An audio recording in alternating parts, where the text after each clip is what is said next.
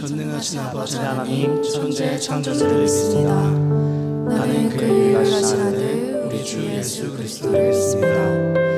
그는 성령으로 잉태되어 동정녀 마리아에게서 나시고 본디오 빌라도에게 고난을 받아 십자가에 못 박혀 죽으시고 장사된 지 사흘 만에 죽은 자 가운데서 다시 살아나셨으며 하늘에 오르시어 전능하신 아버지 하나님 우편에 앉아 계시다가 거기로부터 살아있는 자와 죽은 자를 심판하러 오십니다. 나는 성령을 믿으며 거룩한 공교회와 성도의 교제와 죄를 용서받는 것과 몸의 부활과 영생을 믿습니다. 아멘. 오늘의 이 자리 가운데 오신 모든 분들을 환영하고 축복합니다. 우리 옆에 계신 분들에게 이렇게 선포해 주시면 좋을 것 같아요. 크게 외쳐주시면 됩니다. 예수님을 향한 첫사랑을 크게요. 여러분 더 크게 다시 한번 예수님을 향한 첫사랑을 회복하십시오. 회복하십시오. 아멘. 우리 주님의 이름을 찬양합시다. 예.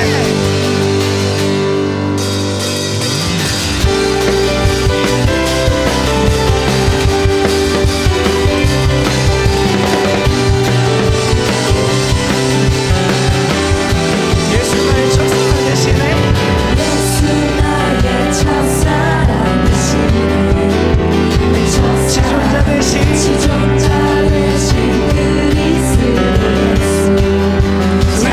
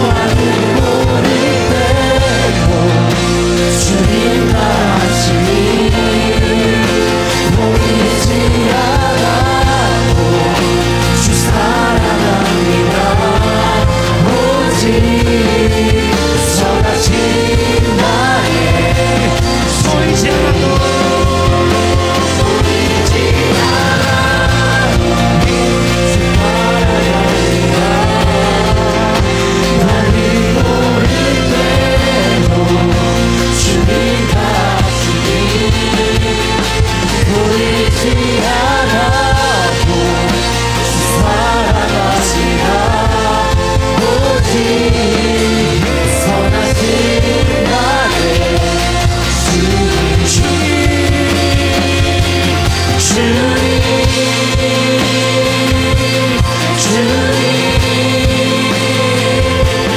우리만 불러도 가슴이 뛰어요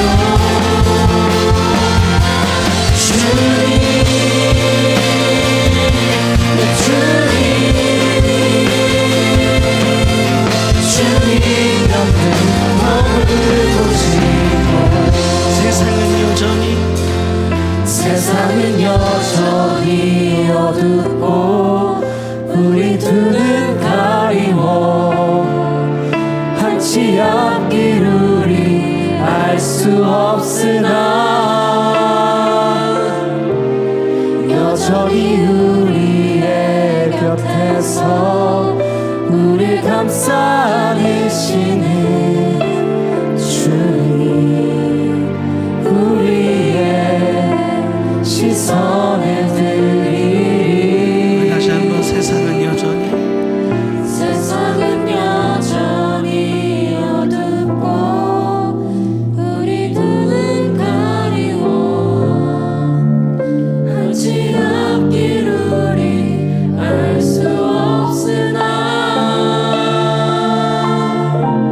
사전히 우리의 곁에서 우리 감싸 안으시는 주님 우리의 시선을 드리리 우리들의 목소리를 한 번 더 고백합시다.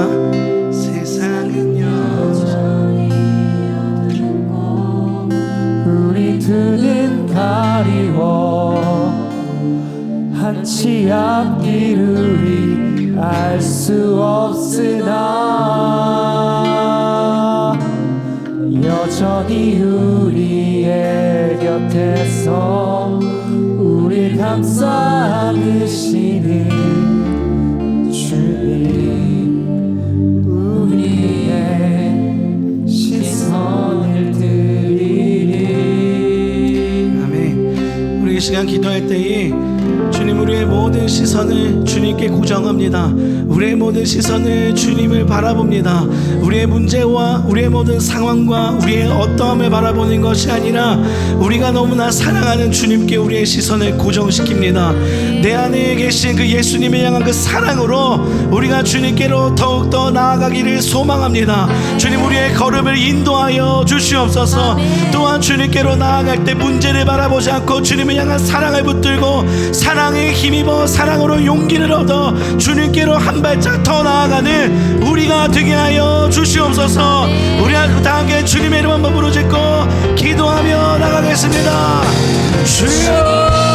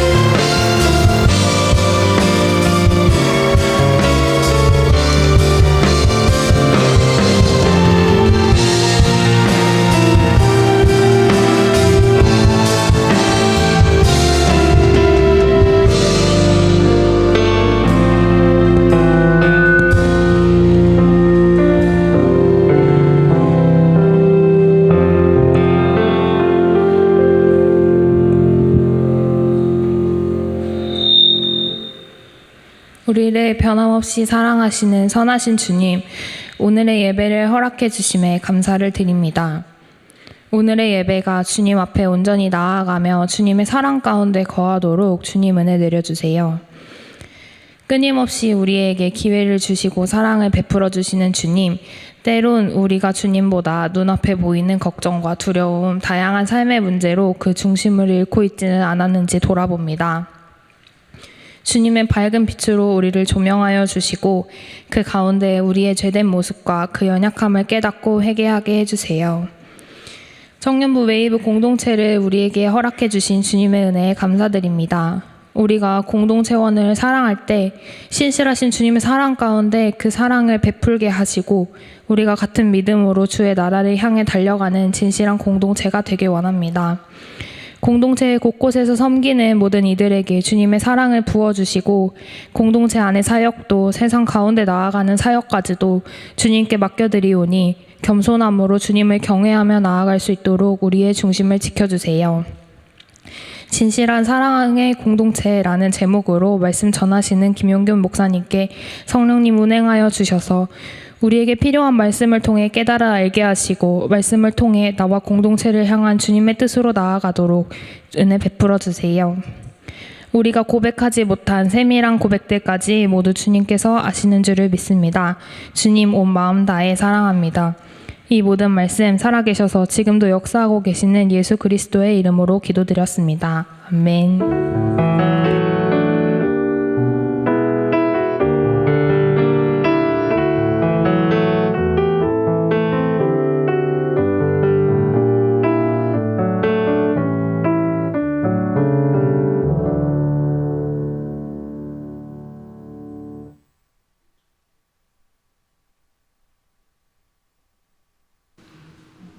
네, 들리네요. 네.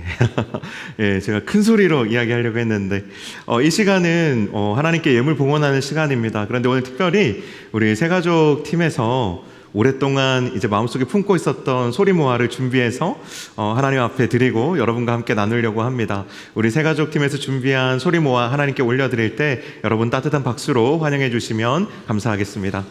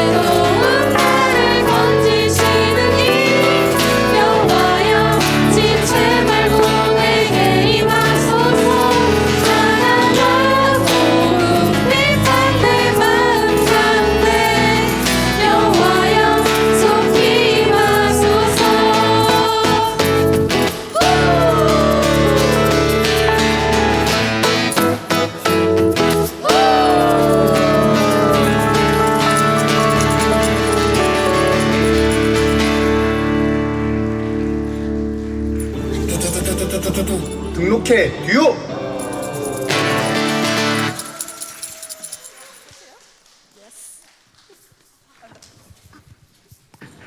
네, 올 한 해 벌써 60명에 가까운 새가족분들이 우리 노량진교회 웨이브 공동체를 찾아주셨고요. 그 중에 벌써 40분 이상이 등반하셔서 우리 사랑방으로 이렇게 들어가게 되셨어요. 참 우리 새가족 팀이 너무 늘 환한 미소로 정말 따뜻한 사랑으로 우리 새롭게 이 공동체를 찾아주시는 분들을 너무 잘 섬겨주고 계신데 오늘 너무 사랑스러웠습니다. 예, 개인적으로 너무 사랑하고 아마 하나님은 더 여러분들 기뻐하시지 않을까 싶습니다. 우리 한 번 더 격려의 박수 보내주시면 감사하겠습니다. 네, 우리 이 시간에는요, 우리 각자 또 하나님 앞에 드릴 예물 봉헌하는 시간 갖도록 하겠습니다. 가능하신 분은 자리에서 일어나셔서 하나님께 예물 봉헌하겠습니다.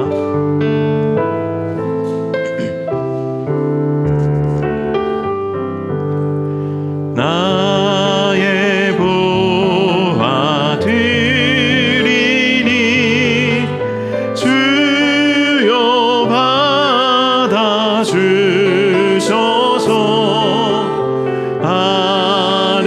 하늘나라 위하여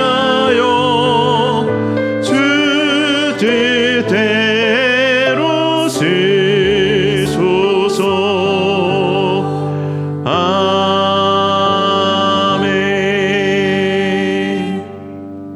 늘 우리를 사랑하셔서 먼저 은혜와 자비를 베풀어 주시는 하나님께 우리의 감사를 담아 예물 봉헌하여 올려드립니다.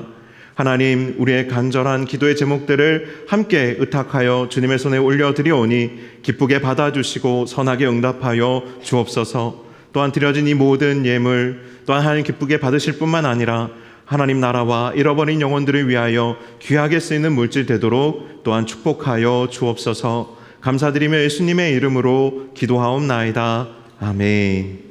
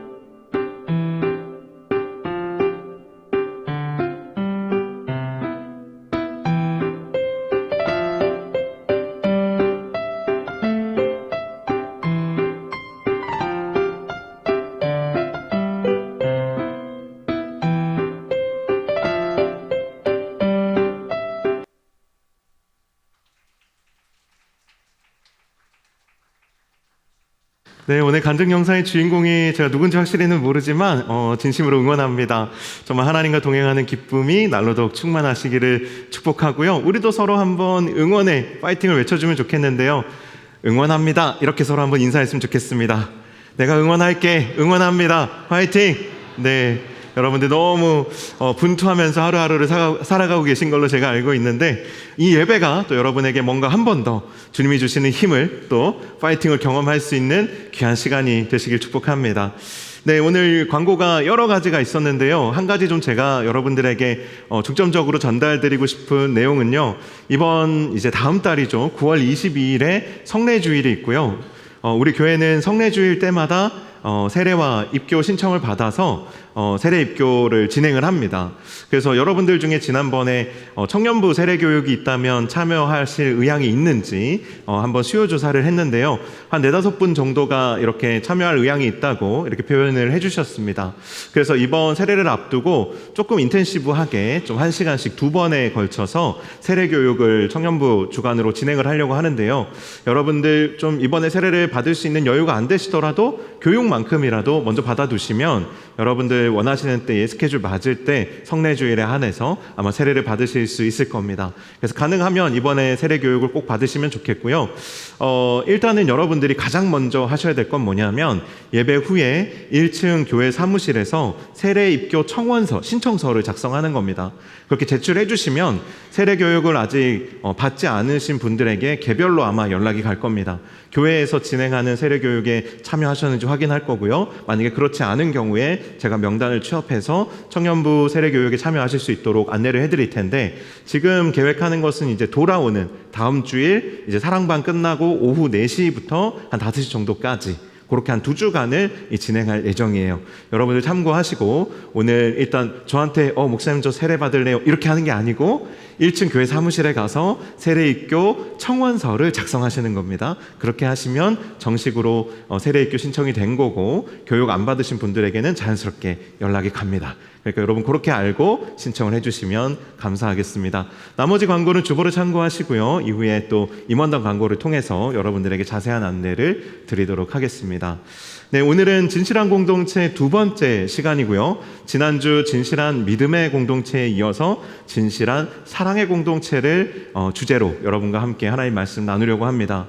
여기에서 진실한이라는 의미는 무조건 솔직한 그런 의미를 넘어서서 진정성 있는, 그리고 또 진짜라는 의미를 가지고 있습니다. 우리가 오늘 말씀을 통해서 진짜 사랑의 공동체를 어떻게 이루어 갈 것인가, 우리의 고민이 더 깊어지는 시간이 되었으면 좋겠고, 여러분 개인적으로도 사랑의 도전이 있는 그런 시간이 되었으면 좋겠습니다. 우리 오늘 함께 나눌 말씀은 누가복음 10장 25절에서 37절까지의 본문입니다. 누가복음 10장 25절에서 37절까지의 말씀, 저와 여러분이 교독하여 읽고요. 마지막 절은 함께 읽도록 하겠습니다. 제가 먼저 읽겠습니다.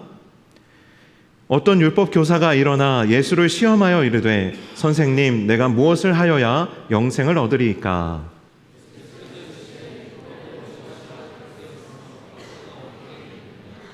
대답하여 이르되, 내 마음을 다하며 목숨을 다하며 힘을 다하며 뜻을 다하여 주 너의 하나님을 사랑하고 또한 내 이웃을 내 자신같이 사랑하라 하였나이다.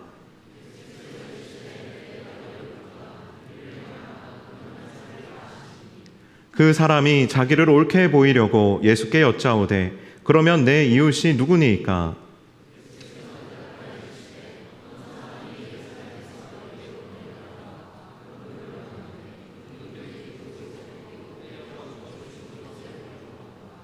마침 한 제사장이 그 길로 내려가다가 그를 보고 피하여 지나가고,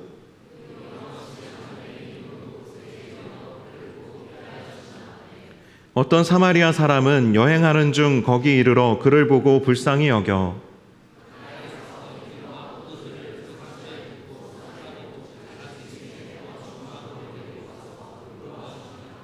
그 이튿날 그가 주막 주인에게 데나리온 2를 내어주며 이르되, 이 사람을 돌보아 주라. 비용이 더 들면 내가 돌아올 때에 갚으리라 하였으니,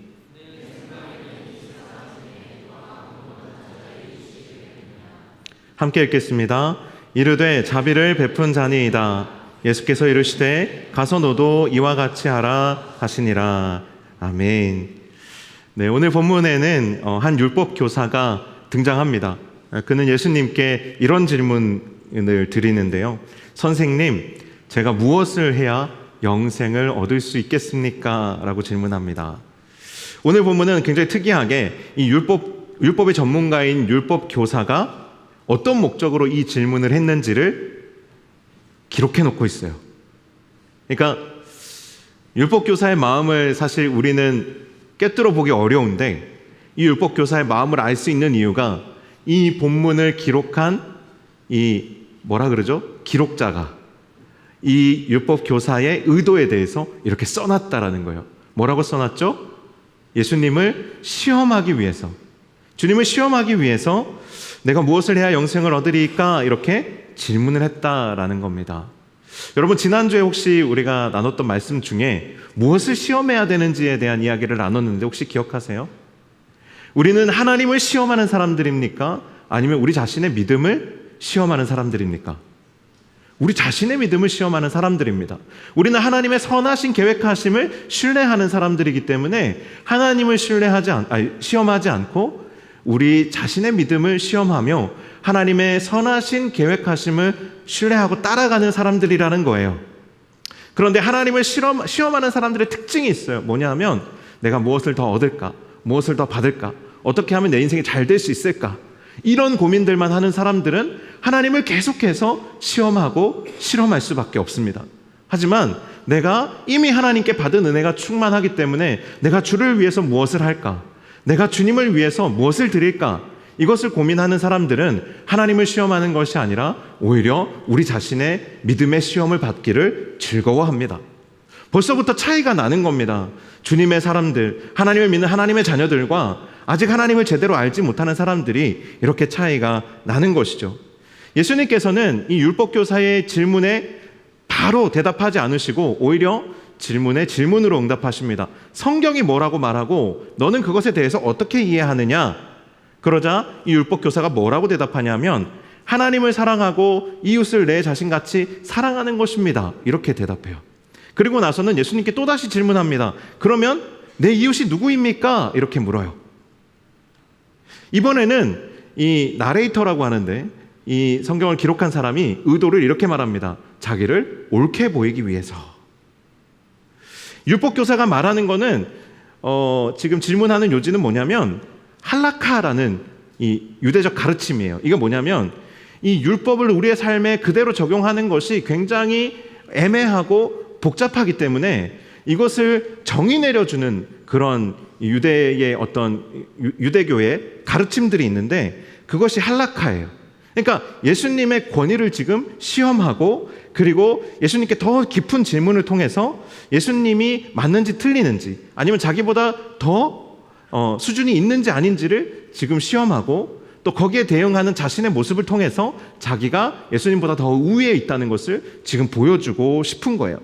그런데 예수님의 답변은 놀랍습니다. 이 율법교사의 질문의 수준을 사실은 훨씬 뛰어넘은 깊이 있는 답을 주세요. 그 내용이 뭐냐면 저와 여러분이 지금 너무 잘 알고 있는 이 선한 사마리아인에 대한 비유입니다.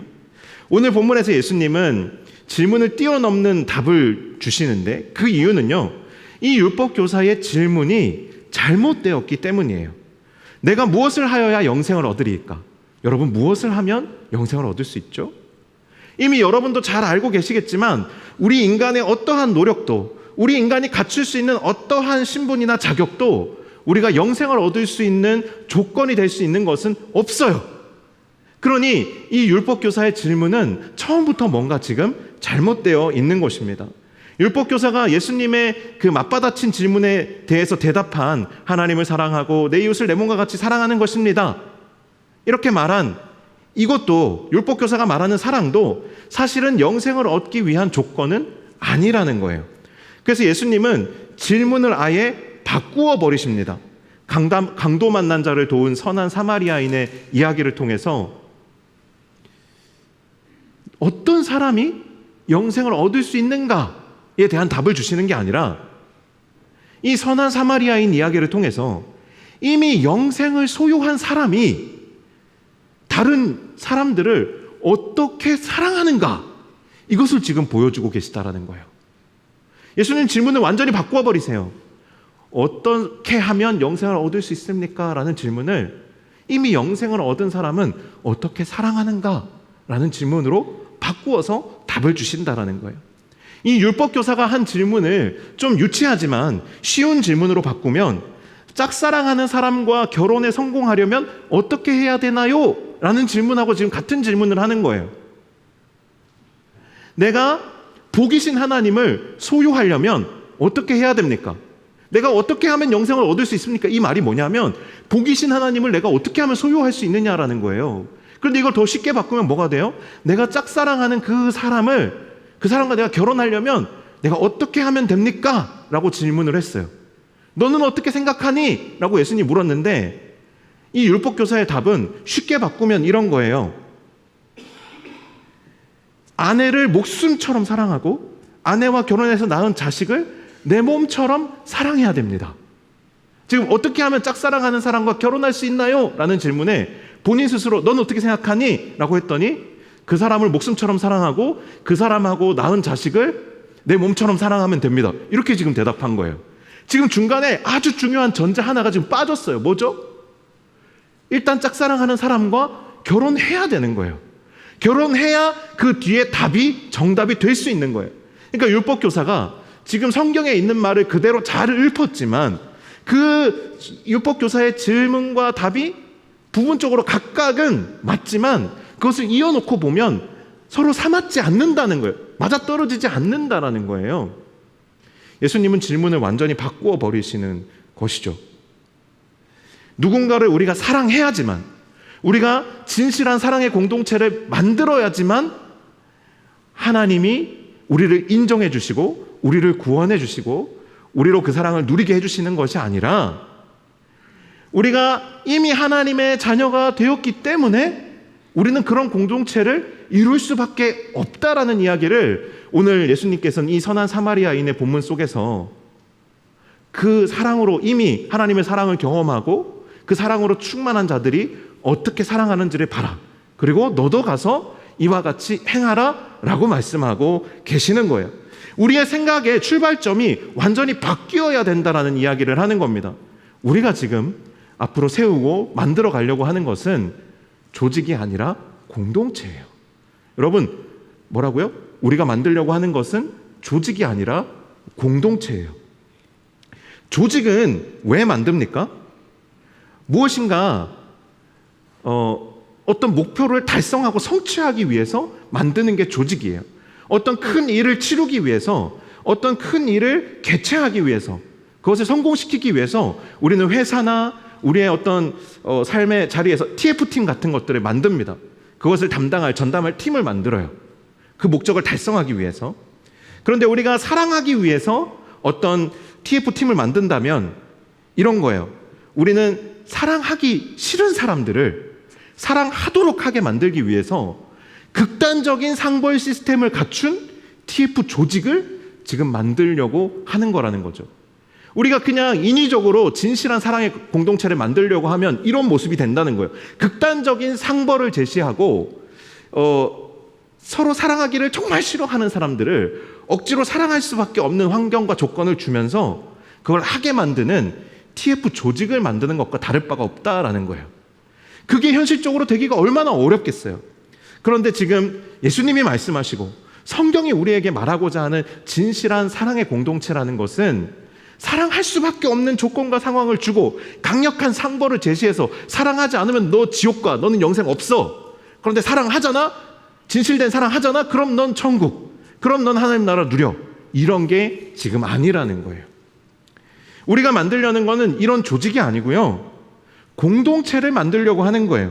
이미 하나님 안에서 거듭난 심령으로 사랑이 점점점 그 안에서 넘쳐나서 사랑이 하고 싶은 사람들, 사랑이 하고 싶은 사람들을 위해서 그런 사람들이 모여서 공동체를 세우려고 하는 것이 교회라는 거예요. 우리 공동체는 그런 정체성을 갖고 있는 공동체예요. 사랑하기 싫은 사람들을 억지로 모아놓고 사랑하게 만드는, 채찍질하는 그런 교육기관이 아니라는 거예요. 하나님을 만났고 그로 말미암아 더 사랑하고 싶은 사람들이, 더 사랑하는 법을 알고 배우고 싶은 사람들이 어떻게 하면 더 사랑할까를 고민하며 모인 집단이 우리 공동체라는 거예요. 이걸 잊어버리고 오늘 설교를 여러분들이 듣게 된다면 이것은 모두 다 무거운 그냥 율법적인 짐이 될 뿐이에요. 하지만 우리가 이것을 분명하게 하고 오늘 이 말씀을 듣는다면 여러분은 정말 우리가 이렇게 사랑하면 되는구나, 오히려 감사함으로 이 말씀을 받을 수 있게 되실 것입니다. 오늘 본문은요, 예수님께서 율법교사의 질문에 답을 안 하신 것 같지만 사실은 또 충분히 답을 주시기도 하셨어요. 율법교사의 마지막 질문이 뭐였습니까? 그러면 내 이웃이 누구입니까? 잖아요. 그거에 대해서도 오늘 본문에 우리가 깊이 묵상하다 보면 진짜 우리가 하나님 안에서 거듭난 하나님의 자녀가 되었을 때, 하나님의 사랑으로 충만한 사람들이 되었을 때 우리가 사랑하게 되는 대상들이 누구냐가 담겨 있어요. 오늘 본문에 강도를 제외하고 예수님의 이야기에 등장하는 사람들에게는 공통점이 한 가지 있습니다. 예루살렘에서 일을 마치고 여리고로 내려가는 길을 여행 중인 사람들이에요. 강도 만난 사람도 그렇고 그를 외면했던 제사장이나 레위인도 그렇고 또 이 길을 여행 중이었던 선한 사마리아인도 그렇고 다 같은 길을 가고 있는 사람들이에요. 우리가 사랑해야 될 사람들, 사랑하게 될 사람들은 1차적으로 같은 길을 가고 있는 사람들이에요. 예수님에게 이웃의 기준이 있다면 첫 번째는 같은 길을 가고 있는 사람들이다라는 거예요. 어떤 길일까요? 오늘 우리로 치면 주님을 따라가는 사람들, 주님을 향해 가는 사람들이 그리스도인들이 1차적으로 만나게 되고 1차적으로 우리가 사랑하게 될 이웃이라는 거예요.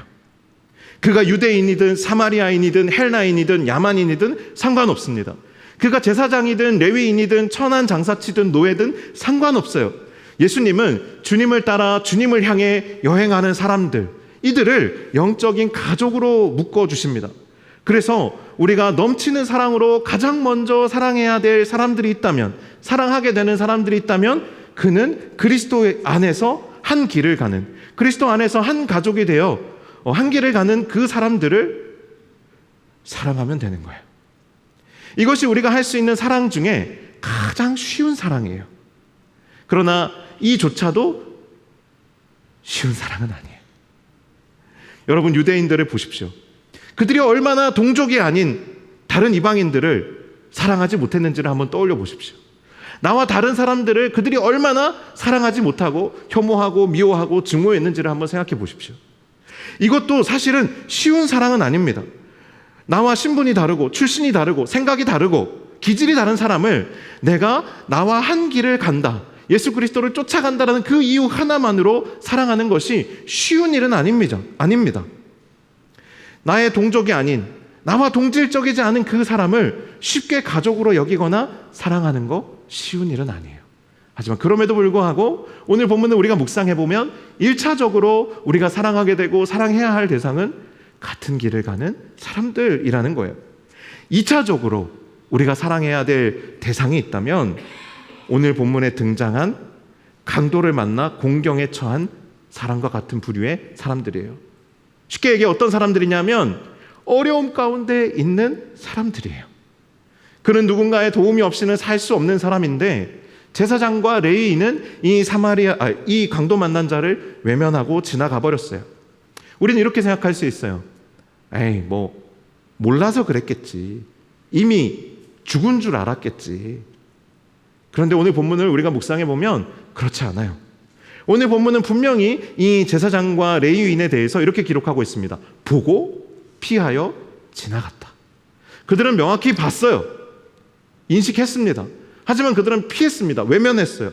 그리고 지나갔습니다. 어떤 사람들은 제사장과 레위인이면 이들이 혹시 성전의 어떤 제사를 지금 진행해야 하기 때문에, 거룩한, 절대로 부정해서는 안 되는 중요한 지금 임무가 있기 때문에 부정해질까 봐 피해갔을 것이다, 이렇게 주장하는 사람들도 있어요. 하지만 오늘 본문을 보면 그들의 길을 가고 있는 방향이 은연중에 나타나 있습니다. 그들이 내려갔다라고 되어 있어요. 예루살렘에서 여리고 방향으로 내려간 거예요. 보통 유대인들은요, 예루살렘을 향해서 갈 때 올라간다라고 표현해요. 우리가 지방에서 서울을 내려간다라고 하지 않잖아요. 그러니까 올라간다라고, 상경한다라고 표현하듯이 이스라엘 사람들도 마찬가지예요. 우리는 서울이 좀 북쪽에 있는 편이지만 예루살렘은 유대 땅에서 아래쪽에, 남쪽에 있는 편인데 왜 올라간다고 표현하냐면 그 이스라엘의 지형이 아래쪽으로 갈수록 고산지대예요. 그래서 예루살렘이 좀 산지 지역에 있거든요. 그래서 그들은 올라간다라고 표현했어요. 그러면 예루살렘에서 그 외의 지역으로 갈 때는 내려가는 것이죠. 제사장과 레위인은 지금 내려가는 중이에요. 무슨 얘기냐면 이미 그들에게 필요한 어떤 종교적인 그런 제사나 그런 활동들은 이미 마쳤다라는 것이죠.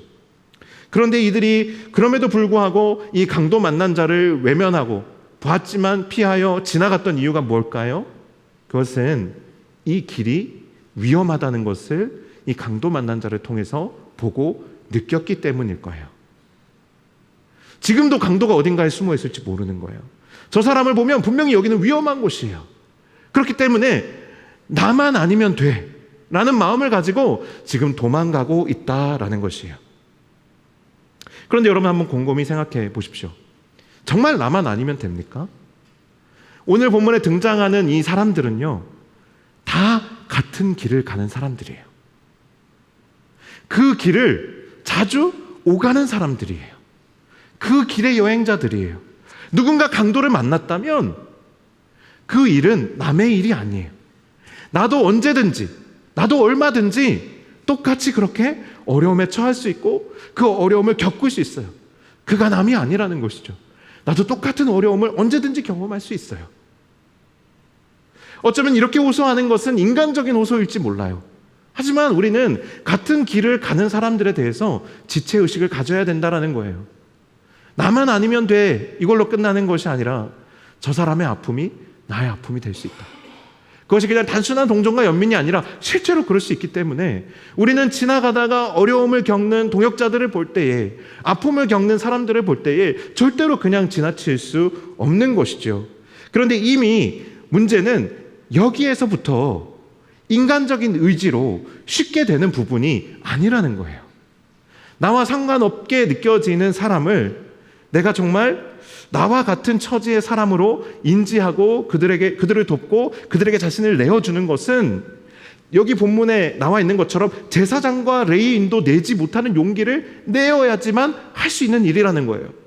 성경에서 못난 제사장과 못난 레위인들의 모습을 너무나도 많이 보여주니까 이 사람들이 별것 아닌 것처럼 느껴지지만 이 사람들은 당대에 정말 영향력 있는 종교 지도자들이에요. 목사님들이고 전도사님들이라는 거예요. 쉽게 이야기하면. 그런데 그런 사람들도 못하는 사랑이 필요한 것이 정말 내 옆에 쓰러져가는, 죽어가는 한 영혼을 내가 나의 소유를 나누어 주어서, 내 시간을 나누어 주어서 섬기는 일이라는 거예요. 쉬운 일이 아닙니다. 3차적으로, 세 번째로 우리가 사랑해야 할 대상은 사실은 가장 어려운 수준이에요. 1차적인 게 제일 쉬워요. 2차적인 게 사실은 여기서부터 이미 인간적인 수준을 넘어섭니다. 그런데 3차적인 건 훨씬 더 어려워요. 뭐냐면 우리가 사랑해야 될 대상은 우리의 원수이기 때문이에요. 오늘 본문에 언급된 강도와 같은 사람들이 있어요. 오늘 본문에서 우리가 가장 쉽게 사실 감정이입을 할 수 있는 등장인물은 바로 강도 만난 사람이에요. 강도 만난 사람. 그런데 이 강도 만난 사람의 입장에서 가장 사랑하기 힘든 사람이 누구냐라고 묻는다면 당연히 그를 벌거벗기고 때리고 조롱하고 죽도록 내버려둔 이 강도 같은 사람들일 거예요. 이 강도들이 가장 사랑하기 힘든 대상이에요. 그런데 우리 주님이신 예수 그리스도께서 이런 부류의 사람들을 어떻게 대하셨는지, 어떻게 여기셨는지를 여러분 한번 떠올려 보시기를 축복합니다. 주님은요, 자기를 십자가에 못 박은 사람들을 위해서 저들의 죄를 용서해 달라고 기도하셨어요. 그리고 주님의 우편에 달린 강도의 회개를 받아주시고 네가 오늘 나와 함께 낙원에 있으리라고 구원의 확증을 주셨어요. 그리고 우리에게 예수님께서 뭐라고 말씀하셨습니까? 원수를 사랑하라. 정말 우리의 입에 담기도 싫은 그 원수를 사랑하라 라고 말씀하셨어요. 그런데 여러분, 원수를 사랑하라는 이 주님의 말씀 앞에서 우리는 어떻습니까? 옆에 있는 형제조차도 원수로 여기고 용서도 용납도 하기 어려워하지 않습니까? 영생 그까짓 거 차라리 내가 안 받고 말지. 영생을 얻기 위한 조건이나 이 종교적인 의무로 할 수 있는 일이 지금 아닌 거예요. 무슨 말인지 아시겠어요? 내가 원수를 사랑하느니 나도 지옥 가고 말지. 이런 마음이 우리 안에 더 지배적으로 들어요. 진짜로 여러분, 원수가 있는 분들은 아실 거예요.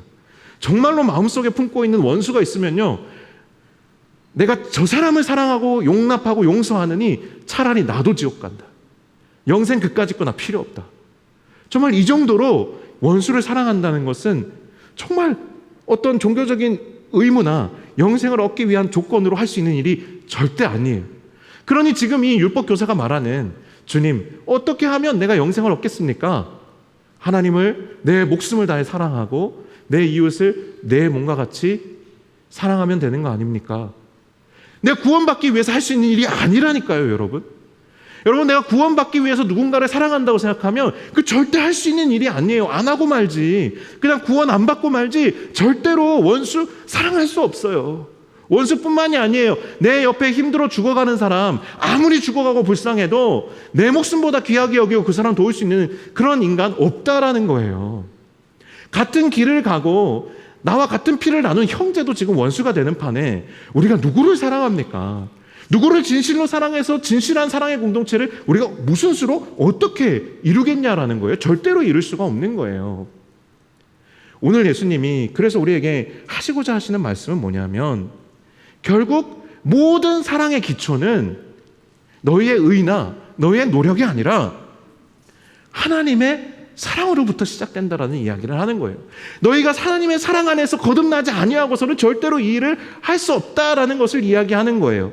예수님이 말씀하시는 이웃 사랑은요, 유대인들이 말하는 영생을 얻기 위한 조건으로서의 사랑이 아니고요, 이미 하나님께서 베풀어 주신 그 사랑을 경험한 사람들만이 할 수 있는 사랑을 지금 말씀하고 계신 거예요.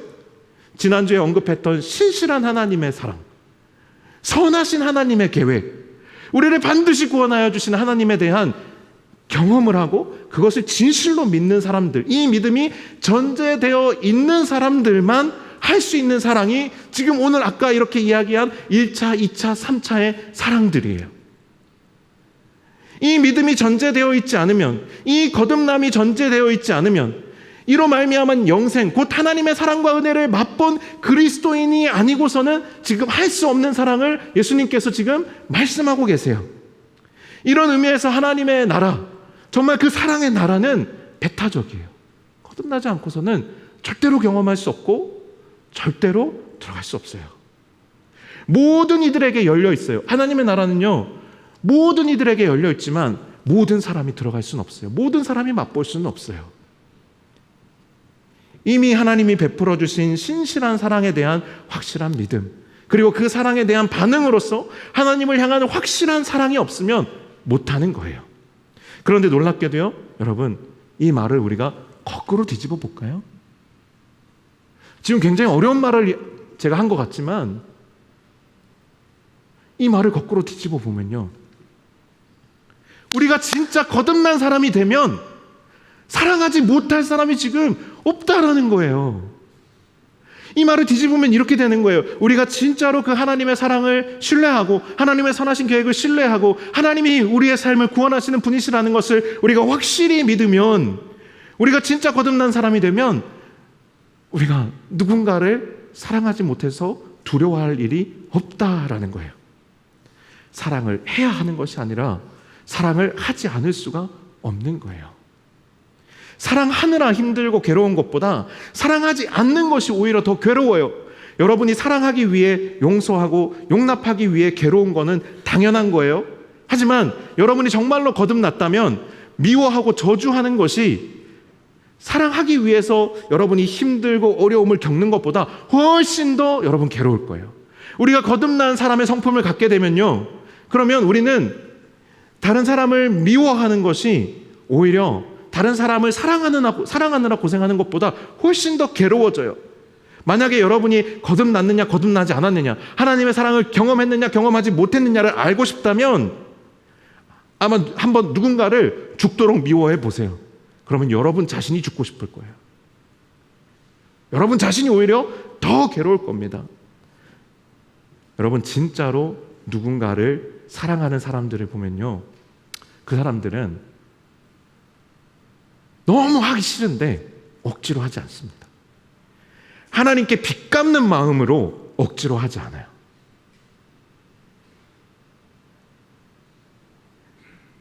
하나님을 정말 사랑하게 돼서 하나님이 사랑하시는 사람들을 그냥 사랑하는 거예요. 하나님을 사랑해서 그렇게 하는 거예요. 아시겠어요? 하나님이 주신 건 주신 거예요. 근데 그 주신 거에 대한 반응으로 바로 내가 누군가를 그냥 사랑해버리는 게 아니라, 내가 채워졌으니까 이제 내가 누구 좀 사랑해 봐야겠다, 이렇게 빚갚는 마음으로 이렇게 하는 게 아니고요.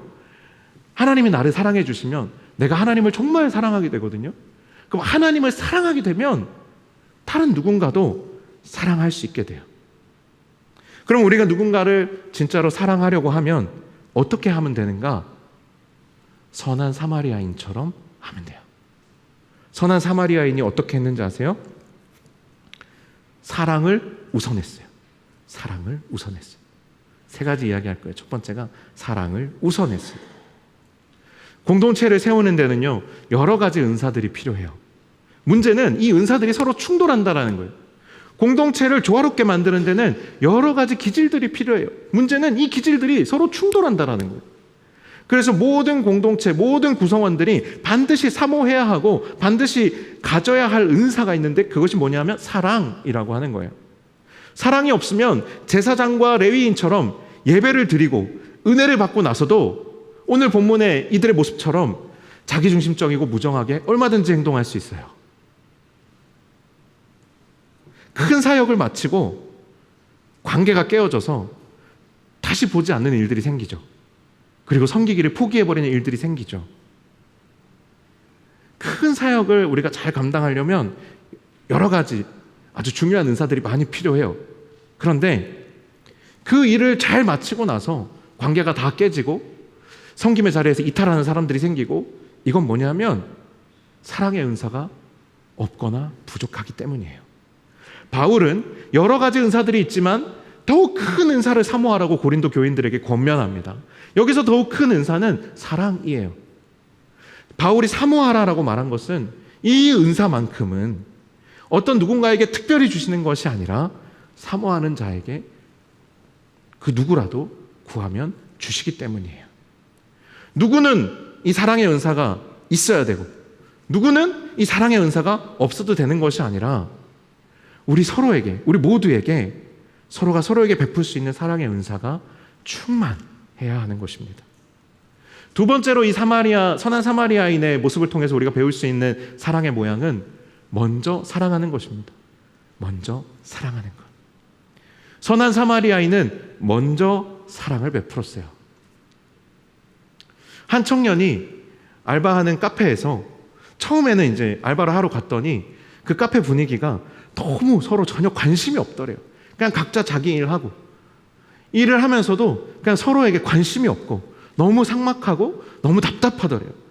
그런데 이 청년이 좀 이 분위기에서 좀 이 분위기를 어떻게 하면 바꿀 수 있을까 고민하다가 먼저 선을 베풀었대요.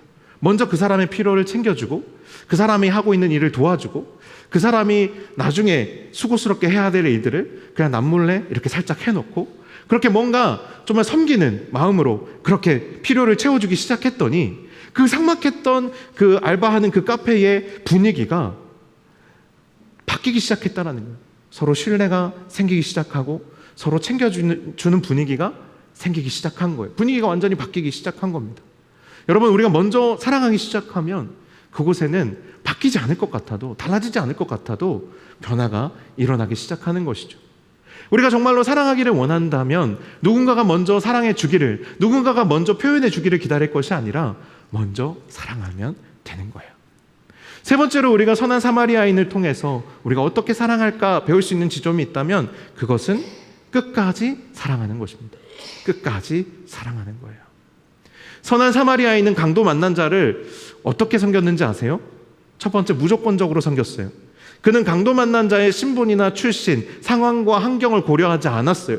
여기가 얼마나 위험한지, 여기가 얼마나 지금 정말 이렇게 열악한지, 뭐 이런 거에 별로 관심이 없었어요. 이 사람을 내가 들쳐업고 먼 길을 가야 하는데 내가 그걸 할 수 있을지 없을지 따지지 않았어요.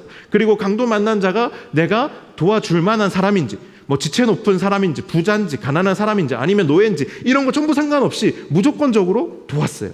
그리고 이 강도 만난 자를 도울 때 무제한적으로 도왔어요. 자신의 물질을 아끼지 않습니다. 상처에 기름과 포도주를 붓고요, 또 자기 짐승에 태우고요, 주막으로 옮기고 데나리온 2를 주고 맡긴 후에 더 필요하면 자기가 이 여행이 끝나고 돌아오는 길에 갚겠다고까지 말합니다. 여러분, 혹시 여러분 정말 뭐 어떤 핸드폰도 안 되는 지역에서 누군가가 뺑소니를 당해서 찾길에 누워있는 그 사람을 보고 여러분이 그 사람 봤다고 한번 생각해 보세요. 그 사람을 들쳐업고 병원까지 여러분 갈 수 있겠어요? 여러분, 그 사람 병원에 맡겨놓고 막 20-30만 원씩 병원비 지불해주고 올 수 있겠습니까? 아니면 그 정도까지는 아니더라도 정말 힘들고 어려운 사람 20-30만 원 주고 올 수 있겠어요? 여러분이 돈을 얼마나 버시는지, 연봉이 얼마인지 제가 잘 모르겠지만 지금 이 선한 사마리아인이 지금 그 주막에 맡겨주고 온 돈이 2데나리온이거든요. 이거는 이제 노동자의 하루 품삯이에요. 그러니까 대충 계산하면 한 20만 원에서 30만 원 정도 되는 돈이라고 보시면 현대적 가치와 맞출 수 있어요. 근데 그 돈을 그냥 주고 온 거예요. 대단한 부자여서가 아닐 겁니다. 이 사람이 어떤 큰 상단을 운영하는 사람이어서가 아닐 거예요. 그러는 그 사람의 필요를, 강도 만난 자의 필요를 채워주는 것을 아까워하지 않았어요. 그리고 베풀었습니다. 여러분, 무조건적이고 무제한적인 사랑을 한다는 것은 그냥 표면적으로 이 단어만 보면 불가능한 것처럼 보여요. 왜냐하면 무조건적이고 무제한적이면 내가 뭐 어디까지 다 해줘야 돼, 이런 생각이 들 수 있잖아요. 그런데 여러분, 우리가 사랑을 하는 것이 중요한 거예요. 사랑을 하는 것이 중요하다고요. 내가 아까워하지 않고 하는 것이 중요해요. 얼마가 되었든 간에 여러분이 사랑해야 할 것 같은 순간이 여러분에게 다가온다면 그때 여러분이 주저하지 않고 내가 아까워하지 않을 만큼은 반드시 여러분 사랑하시기 바랍니다. 여러분의 소유를 깨뜨려 나누어 주실 수 있기를 바랍니다. 여러분이 모든 것을 다 주지는 못해도 아까워하지 않는 것부터 시작하면 되는 거예요. 이 선한 사마리아인이 무조건적으로 무제한적으로 사랑했지만 출발은 일단은 내가 저 사람을 도와주고 보자, 일단은 내가 필요한 비용을 일단 주고 보자, 이것부터 시작되는 거예요. 내가 아까워하지 않는 것으로부터, 내 마음속에 있는 인색함을 깨뜨리는 것으로부터 사랑이 시작되어지는 것이지, 내가 처음부터 전 재산을 난 다 기부할 거야, 이렇게 되어지지 않는다라는 거예요. 성경은 우리에게 많은 것을 요구하는 것 같지만 사실은 우리에게 중요한 것은 시작이에요. 내가 아까워하지 않고 이웃을 섬기는 것, 그것을 시작하면요, 여러분은 여러분이 생각하는 것보다 훨씬 더 큰 일을 할 수 있는 하나님의 사람이라는 것을 깨닫게 되실 것입니다. 얼마 전에 진실한 사랑의 공동체를 위한 이제 프리토킹 번개 모임을 한 적이 있어요. 뭐 아시는 분은 아시겠지만 제가 조그맣게 인스타를 다시 시작했습니다. 그래서 이제 청년부의 여러 지체들과 이제 조금씩 교류를 다시 하기 시작했는데, 거기에 하루는 이렇게 게시물을 하나 스토리에 띄웠어요. 뭐냐면, 오늘 진실한 공동체에 대한 이야기를 나눠보고 싶으신 분들 저녁에 청년부실에서 만나요 했더니 한 10분 정도 이렇게 오셨어요. 생각보다 너무 많이 와서 의자가 좀 모자랄까 봐 걱정했는데 딱 맞게 오셨어요. 그랬는데 이 진실한 공동체에 대한 이런저런 이야기를 주고받다가 진실한 사랑의 공동체에 대한 이야기로 좀 넘어가면서 누군가가 이런 질문을 던졌어요. 여러분은 혹시 진실한 공동체를, 진실한 사랑의 공동체를 경험해 본 적이 있습니까? 우리가 이 진실한 사랑의 공동체를 좀 구체적으로 좀 이야기를 나눠보려면 그걸 경험해 본 사람이 있어야 되잖아요. 그래서 서로에게 이제 한번 돌아가면서 이야기해보자 질문을 던진 거예요. 여러분도 한번 생각해 보시겠어요? 여러분은 진실한 사랑의 공동체를, 진짜로 사랑하는 공동체, 그러니까 무슨 얘기냐면 가족 같은 공동체 말고 진짜 가족인 공동체를 여러분 경험해 봤냐라는 거예요. 진짜 서로 사랑하는 공동체. 막 이것저것 재고 따지고 막 그래서 막 이렇게 막 조건적으로 사랑하는 그런 공동체 말고 진짜로 무조건적으로 정말 서로 사랑하는 그런 공동체를 여러분 경험해 보셨어요?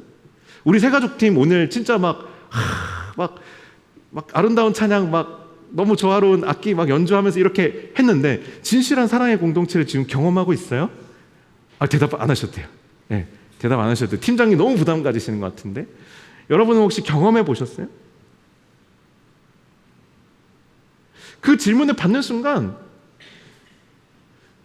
그때 바로 그 순간 제 머리가 꽝 하고 큰 충격을 한 가지 받았는데 포인트가 뭐냐면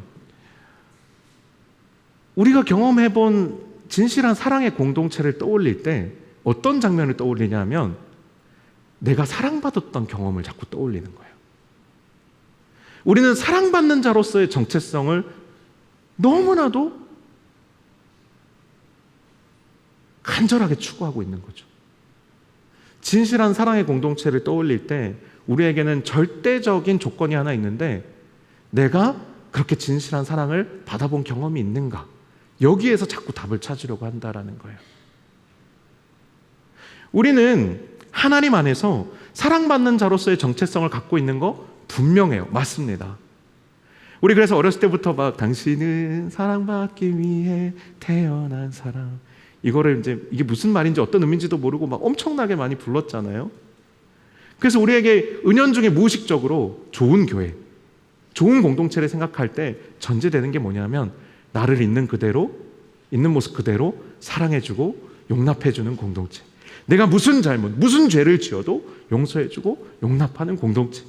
나를 기다려줄 때 끝까지 기다려주는 그런 공동체.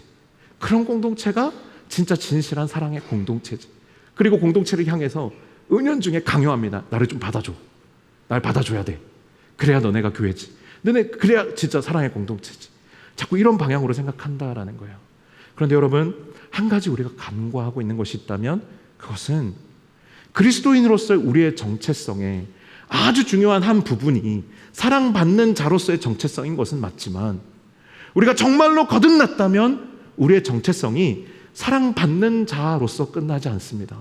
사랑받는 자로서의 정체성에서 우리가 정말로 거듭나게 되면 우리의 정체성이 어떻게 바뀌냐 하면 사랑하는 자로서의 정체성으로 바뀌게 되어져요. 그래서 세상 사람들이 요구하고 그리고 우리가 우리 자신에게 계속해서 질문해야 될 나의 정체성, 그리스도인으로서의 나의 정체성이 무엇이냐라고 묻는다면 사랑받는 자가 아니라 사랑하는 자로서의 정체성이라는 거예요. 그 질문을 받았을 때 제 머릿속에 딱 떠오르는 본문 구절이 오늘 이 선한 사마리아인에 대한 이야기, 이 본문이었어요. 예수님이 오늘 마지막 이 비유의 본문의 마지막에서 예수님 뭐라고 말씀하시냐면 너희도 가서 이와 같이 하라 라고 말씀하세요. 예수님의 결론이에요. 너희도 가서 이와 같이 하라. 선한 사마리아인과 같이 하라라는 거예요.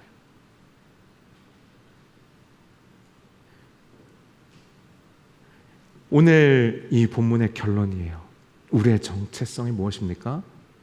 사랑받는 자로서의 정체성을 확인하려고 살아가는 것이 아니라 사랑하는 자로서의 정체성을 날마다 확인하며 살아가는 것이 오늘 예수님의 우리를 향한 공동체적인 부르심이라는 거예요. 여러분 자신에게 한번 질문해 보십시오. 여러분은 사랑하는 자로 살아가고 있습니까? 여러분은 하나님 안에서 사랑받는 자로 살아가고 있습니까? 그리고 여러분은 여러분이 속한 공동체에서 진실한 사랑의 공동체를 찾아다니는 사람으로서만 머물러 있습니까? 아니면 사랑하는 자로서 진실한 사랑의 공동체를 이루는 사람으로 살아가고 있습니까?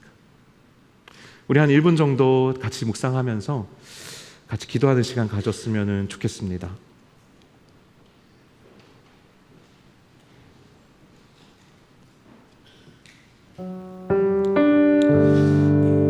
여러분 여러분, 우리의 질문의 방향을 좀 바꾸어야 할 때가 된 거예요.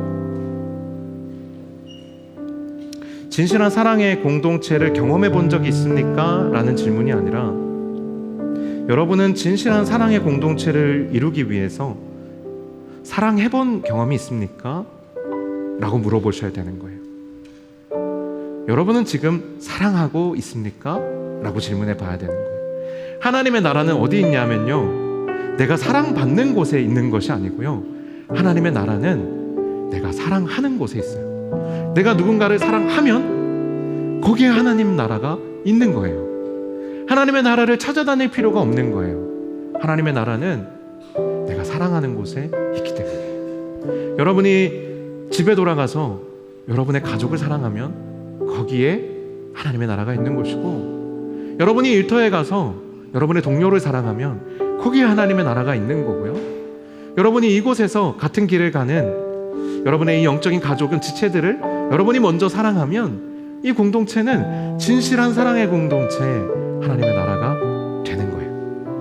우리 그 사랑을 구하시면서 나는 지금 사랑하고 있는가 좀 하나님 앞에서 돌아보시면서 이 시간 잠깐 기도하면 좋겠습니다. 기도하겠습니다.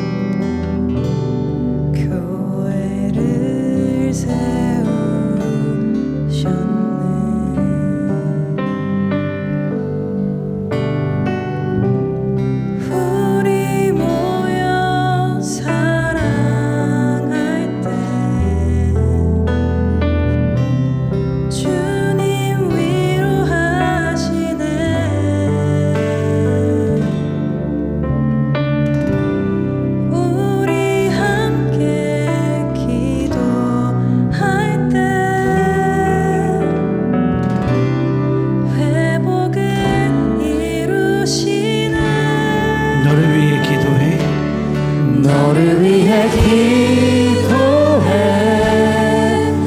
눈에 보이지 않아도 주가 일어나심을 믿네. 주께서 세우신 이 교회와 하나 되게 하시네. 만나의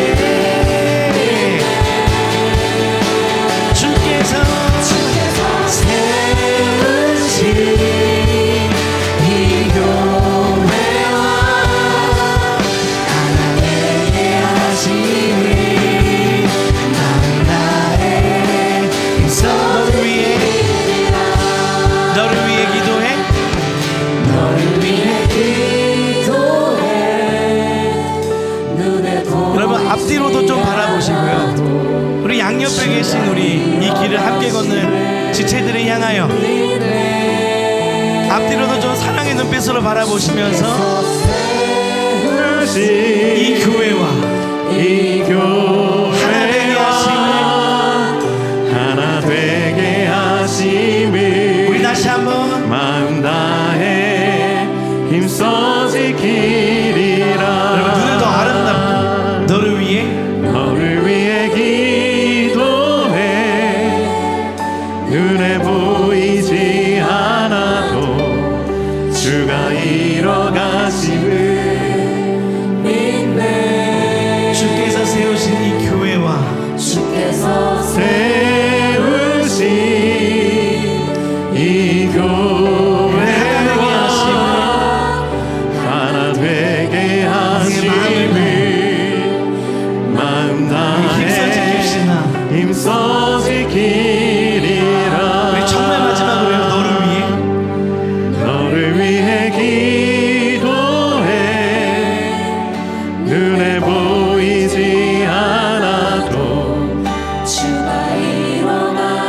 우리 가까이 있는 지체들을 바라보면서 진심으로 여러분의 사랑을 흘려보내 주시면 너무 좋을 것 같아요. 이 교회와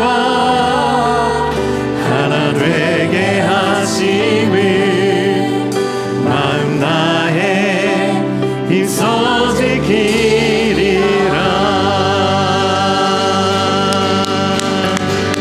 아멘. 사랑합니다. 축복합니다. 네, 오늘은 좀 이렇게 마무리하려고 해요. 우리 좌우에 있는 또 앞에 있는 지체들에게 우리 서로 이렇게 좀 한 사람당 3번은 고백합시다. 제가 먼저 사랑하겠습니다. 3명에게 제가 먼저 사랑하겠습니다. 고맙습니다. 네. 제가 먼저 사랑하겠습니다. 제가 먼저 사랑할게요. 네, 좋습니다. 우리가 사랑하게 해달라고 기도하는 것도 너무 우리에게 필요한 일이고 좋은 일이지만 오늘 이 설교를 하고 나서 우리가 해야 될 것은 기도도 기도이지만 더 중요한 것은 정말 내가 먼저 사랑하겠다라는 그 사랑하는 자로서의 정체성을 가지고 한 주간을 살아가는 거라는 생각이 들어요. 그래서 여러분들 이 한 주간을 살아가는 동안에 하루에 3번만 세 사람에게 제가 먼저 사랑하겠습니다. 말로 고백하시던지 아니면 사랑으로 그렇게 실천하시던지. 이거 숙제예요. 다음 주 돌아오실 때까지 하루에 3명에게 여러분의 사랑을 표현하고 고백하고 먼저 사랑하고 흘려보내는 저와 여러분의 정말 하나님의 나라를 맛보는 하나님의 나라가 여기 있구나를 고백하는 그런 삶 되시길 축복합니다. 축도로 마치겠습니다. 이제는 우리 주 예수 그리스도의 은혜와 아버지 하나님의 놀랍고 크신 사랑과 성령의 교통하심이 하나님의 사랑을 맛보고 그 사랑 안에서 사랑받는 자로서의 정체성을 이제는 뛰어넘어서 사랑하는 자로서 살아가고자 다짐하고 결단하는 여기에 모인 사랑하는 모든 지체들 위해 우리 주 예수 그리스도의 은혜와 하나님의 사랑과 성령의 교통하심이 이제로부터 영원토록 함께 하시기를 간절히 축원하옵나이다. 아멘.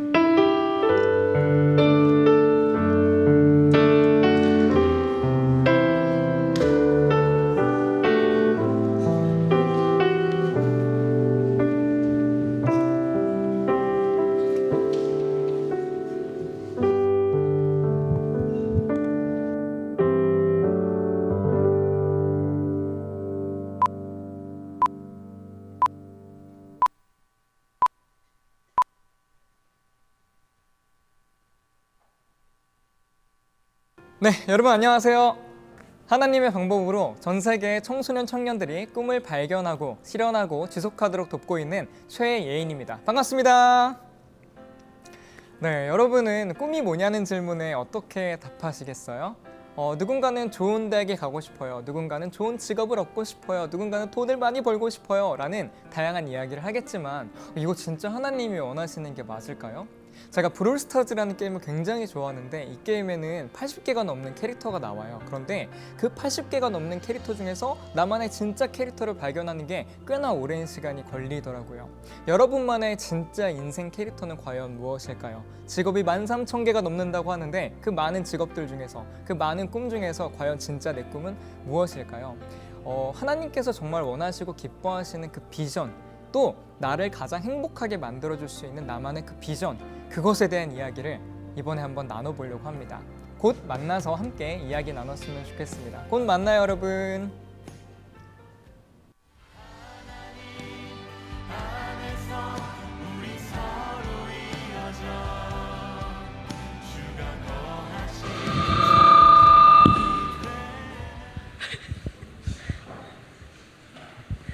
네, 할렐루야. 안녕하세요. 네. 이렇게 하면 좀 잘 보일까요? 네, 감사합니다. 저 오늘은 코어 워십 광고 대표에서 나온 이매령입니다. 감사합니다. 네, 저희 코어 워십이라는 게 진짜 이게 청년부 내에서는 처음으로 이제 광고가 되는 것 같은데요. 저희는 하나님 안에서 정말 연합이라는 비전을 품고 또 같은 마음으로 함께 예배를 사모하며 나아가는 비전 공동체입니다. 저희가 정말 끝없는 고민과 정말 그런 많은 질문들이 저희 안에 있었어요. 우리가 이 청년부 예배 아니라 외부의 예배에서도 은혜 받을 수 있을까? 아니면 정말 내가 저 아이들이 드리는 예배, 저 청년들이 드리는 예배, 저 어르신들이 드리는 예배에서도 정말 은혜 받을 수 있을까? 내가 그냥 우리 교회 안에서만 이렇게 예배 드릴 수 있을까? 이런 질문들이 저희 안에 정말 많았습니다. 그런데 주님은 저희를 정말 하나된 공동체라 부르신다고 믿어요. 예배로 나아가는 우리의 이 모든 마음을 주님이 당연히 기쁘게 받으실 거라 생각하고, 정말 우리가 그 본질적으로 그 원하는 예배가 무엇인지, 우리가 정말 이 사모함을 품으며 우리의 힘으로 일으킬 수 있는 공동체가 무엇이고 예배가 무엇인지 고민하기 시작했습니다. 부서의 구별, 그리고 나이의 구별, 너의 예배, 나의 예배로 가려져 있는 그런 예배가 아니라 정말 하나님이 부르신 하나된 교회, 하나된 교회로서 드리는 예배로 나아가기를 저희는 정말 소망하고 꿈꿉니다. 코어 워십은 지금은 현재 중고등부가 연합해서 드리는 형태로 드려지고 있어요. 그렇지만 이것이 그냥 시간적으로 제한이 돼서, 그리고 저희가 지금 당장에 할 수 있는 연합을 찾다 보니 이런 구성으로 되어 있는 것 뿐이지, 저희는 이 중고등부의 연합을 넘어서서 정말 전 세대, 청년부, 그리고 정말 실현 가능할지 모르겠지만 정말 장년들과 드리는 예배까지도 정말 소망하고 꿈꾸고 있습니다. 그래서 저희의 이 마음에, 이 비전에 여러분들이 정말 동참해 주시고 정말 같이 기도해 주시고 함께 예배해 주시기를 원해요. 사랑하고 싶은 사람들이 모여서 세워지는 것이 교회입니다, 여러분.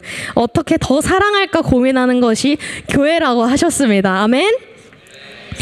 네, 앞선 영상과 같이 9월 1일에 저희가 예배를 이제 기획해서 이번에는 특별히 최희인 대표님 오셔서 비전에 대한 강의를 진행합니다. 연합을 넘어서 청년들에게도 정말 비전에 대한 좋은 도전이, 하나님 나라에 대한 그런 소망에 대한 좋은 비전 제시가, 또 도전 제시가 될 거라고 믿어요. 앞으로의 연합에도 많은 청년부들의 관심과 기도와 응원과 사랑과 동참을 부탁드립니다. 감사합니다.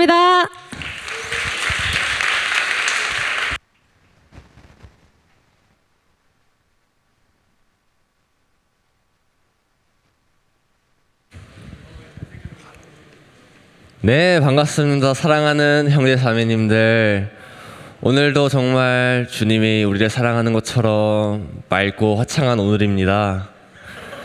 네, 우리 정말 기쁜 회원 소식이 있는데요. 우리 13또래 장세한 형제님과 20또래 김용우 형제님이 자진해서 우리 교회로 발걸음을 향하셨습니다.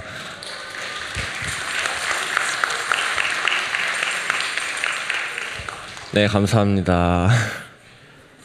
우리 9월 1일 코어 예배 굉장히 기대되는데요. 우리 다 같이 9월을 또 새로운 달을 시작하는 만큼 9월 1일 코어 예배 드리고 바로 다음 날 9월 2일 우리 새벽 5시 30분 새벽 기도의 시간대 우리가 우리 청년들이잖아요. 우리가 청년의 기도라는 찬양으로 우리가 마음을 함께하기 원하는데요. 쉽지 않습니다. 새벽 쉽지 않은데 우리 할 수 있어요.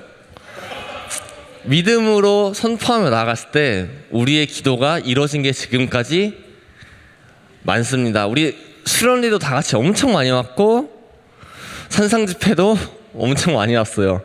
우리가 한다면 할 수 있어요. 믿음으로 기도한다면 할 수 있습니다. 여러분 새벽 기도에 많이 와주시면 정말 감사드리겠습니다.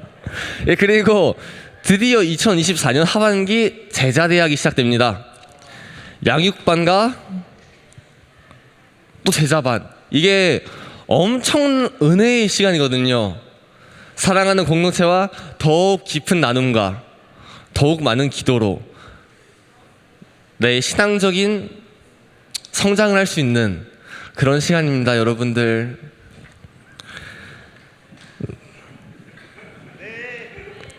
죄송해요. 눈이 안 보이네요. 네, 김혜량 자매님께 신청해 주시면 됩니다.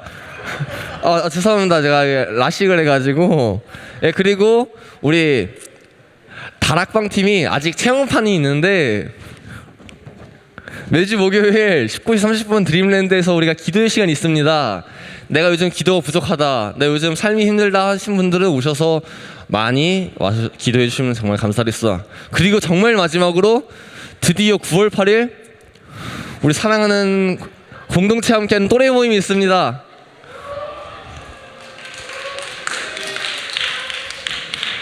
우리 또 이번 분기, 우리 3분기 동안 많이 보고 싶었던 우리 지체들과 각자의 소중한 시간을 보내셨으면 좋겠습니다. 이번 한 주도 여러분들을 정말 많이 보고 싶겠지만 어른이니까 꼭 참고 기도하며 버텨보겠습니다. 정말 감사했습니다, 여러분들.